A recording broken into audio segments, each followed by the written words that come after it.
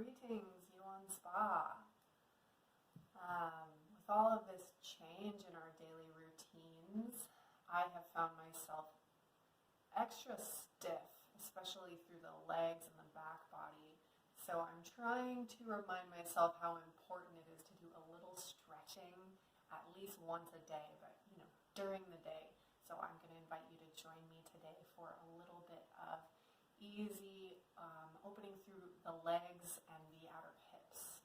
I don't even have my yoga mat with me. We're going to keep it really chill and simple.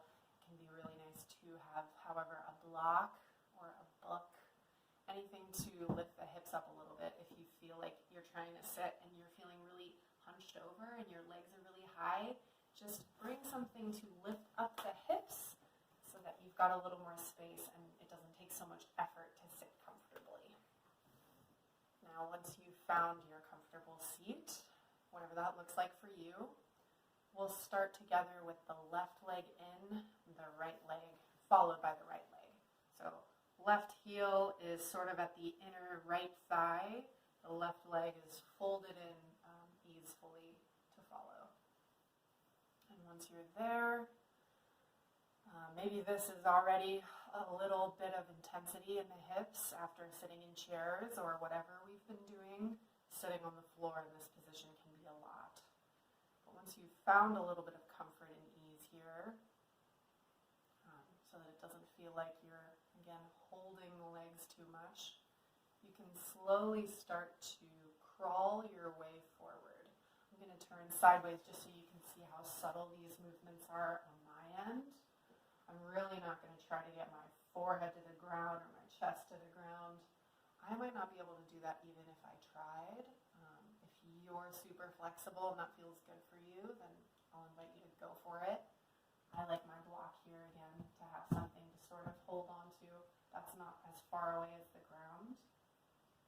I'm going to try to keep a nice flat spine, elongating from the lower back, from the sacrum here. Keeping my heart open and forward. My neck isn't crunching in, but pretty neutral. It's okay if you find a little curve in the spine. That's totally normal. And beautiful thing about the home practice is that there's no one watching, nobody to compete with. Just even closing your eyes and feeling into the shape that you're making. Feeling a little bit of a stretch through the outside of that right leg, up into the right hips, the lateral glutes of the right hip. And whatever this means to you, send your breath into that sensation. Can it be helpful to close your eyes and imagine that rather than your nose or your mouth, your breath is entering and exiting through that right hip. Enjoy the sensation of your breath slowing down. And if it feels good, if you can, rest your head or another part of your body on the floor, your forearms, that can feel nice. I might start to curl my spine here and rest my forehead on my block. And this feels especially good here in allergy season, just to get a little bit of pressure here on the sinuses. And really giving myself an opportunity to relax even further into that opening through the right hip. After a good minute there, I'm going to really use my hands to support myself and slowly come out just the way that I came in. Being really easy on that right hip until I come back to this neutral spine, just where we started. And now moving into the right leg. I'm going to keep this left heel tucked in and extend my right leg out. Pardon me. Really safely activating the muscles around the right knee to keep things from slackening or pinching. I'm going to flex through the right foot so that my right toes are not too intensely, but softly pointing towards my face. I'll straighten up again from the lower belly and the lower back. And from that lower spine, rotate so that my chest is facing my right toes, which again are flexed towards my face. And here, I'll take an inhale in, maybe bring my arms up towards the sky to find even more of a sensation of lengthening through the spine, through the vertebrae. I'm going to bring my block with me and slowly start to, I will say, drape my spine towards my leg, towards my right leg. My left leg, my left hip is a nice anchor here. That shouldn't move too much. Both of my sits bones are evenly pressed into the floor. And again, if you're really flexible and it feels good here, you can reach for the foot, bring your chest to your knee, your head to your knee. I'm going to take it really easy here since I'm home and I'm feeling really stiff. I'm going to take it super slow. So just like we did with the hip opener, I'm just looking for some sensation this time through the right hamstrings, the back side of the right thigh. My muscles are activated again, so you'll feel a little bit of a strengthening and lengthening through the right hamstrings. Maybe a little stretch through the right calves.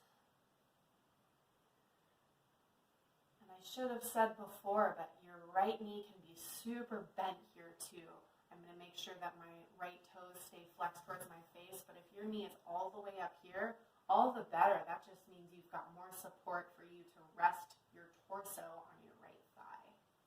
And from there, you can slowly, however easeful as you can go, start to straighten the right leg.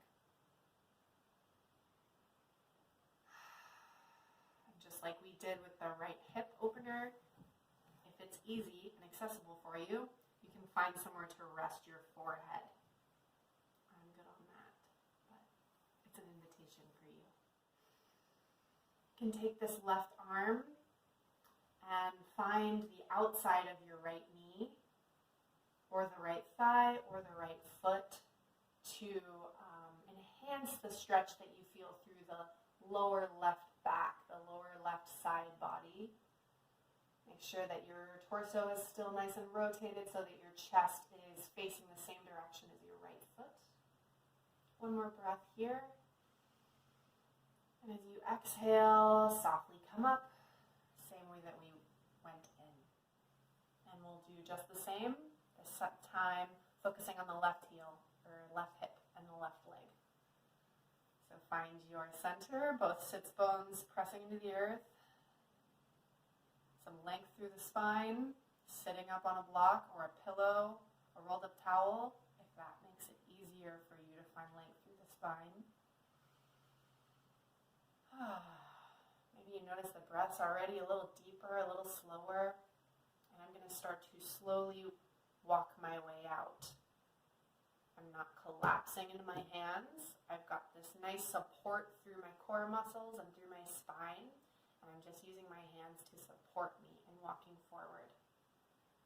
And everybody's pretty asymmetrical, so just noticing how this left hip feels different from the right hip. Maybe it's way more flexible, maybe it's a lot more tight, maybe you don't notice much of a difference at all. But just doing that same sort of exploration on this side, maybe a little sway, find some lubrication through the lower back and around the sacrum.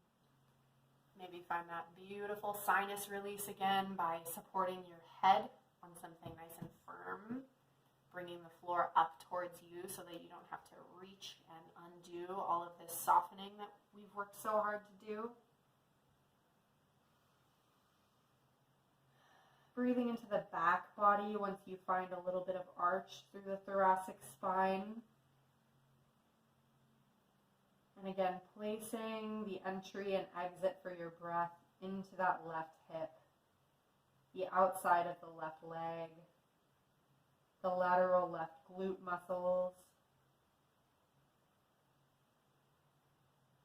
If your knee feels a little fussy here, make sure you're finding a little bit of activation, a little bit of flexion through that left foot.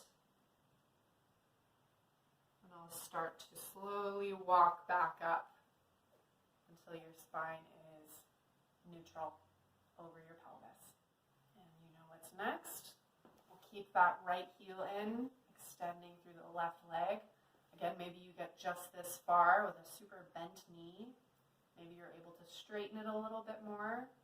Able meaning if you really have to push and you're really shaking and fighting, back off a lot. Let the leg bend, let the knee bend. Bent knees are healthy knees. Only if it feels like you've got lots of space here should you be able to straighten the leg. Flex through the knee to protect the muscles around the knee. Flex the foot rather, the left foot, so that the left toes are facing the face. And just as before, I'll extend softly through the spine and rotate so that my chest, my sternum, my nose are about in line with my left toes, facing the same direction as that left leg. And once again, reaching up with my inhale and slowly draping over that left leg. It can be really nice if you bring in some blankets or some pillows to put between your thigh and your belly, right up against that left hip, and that way you've got really something with which to drape your spine over your leg. I'm going to just support myself with my hands so that my spine doesn't have to work so hard to hold itself in this position. I'll slowly start to walk forward over that left leg. Extending from the lower back, finding a lot of length from the sacrum up through the spine, through the neck, which is an extension of the spine. Take that right hand and find the outside of the left leg, the shin or the foot, to enhance that stretch you feel in the lower right back and the lower right side body. Breathing in and relaxing as best you can on your exhales, really relishing in that stretch in the back side of the left leg, the left hamstrings, the left calf muscles.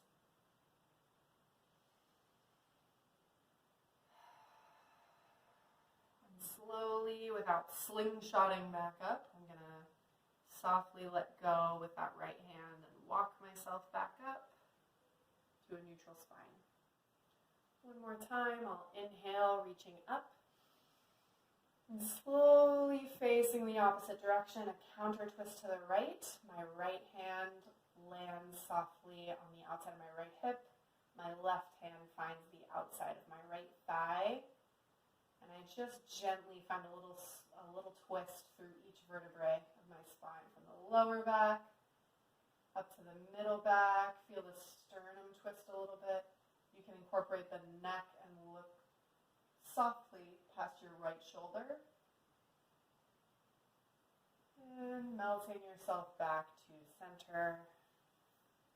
You can finish up in that pizza slice, opening up through the inner thighs. And then bending both knees and both feet find one another in this Baddha Konasana pose. Enjoying some more space and opening through the backs of the legs. Good.